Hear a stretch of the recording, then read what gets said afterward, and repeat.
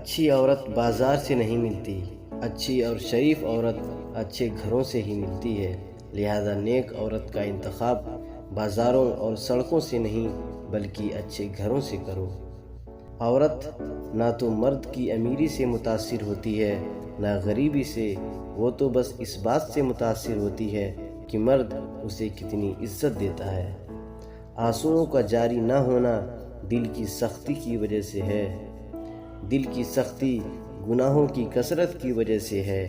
گناہوں کی کثرت موت کو بھولنے کی وجہ سے ہے۔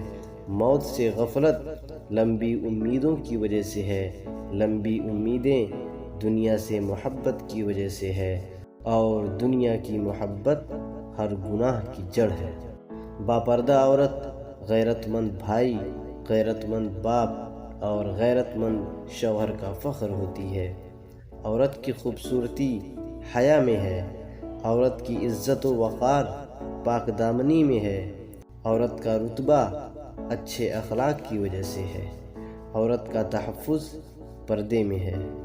کوئی بھی عورت آتے ہی الگ گھر کا مطالبہ نہیں کرتی۔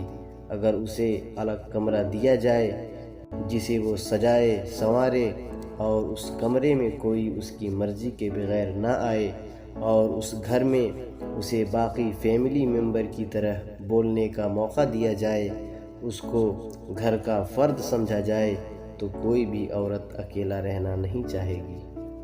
نیک بننے کے لیے ایسے ہی کوشش کرو جیسے خوبصورت دکھنے کے لیے کوشش کرتے ہو۔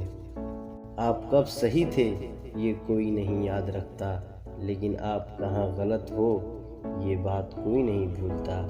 حضرت خدیجہ رضی اللہ عنہا پہلی خاتون تھیں جنہوں نے نکاح کا پیغام نبی پاک صلی اللہ علیہ وسلم کو بھیجا۔ یوں اللہ نے ان کے ذریعے لڑکی کو خود اپنا خاوند پسند کرنے کی آزادی دے دی۔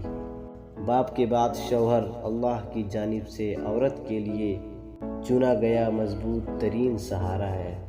شوہر اپنی بیوی کو ہاتھ سے کھلاتا ہے تو یہ بیوی کی غلامی نہیں، رسول اللہ کی سنت ہے۔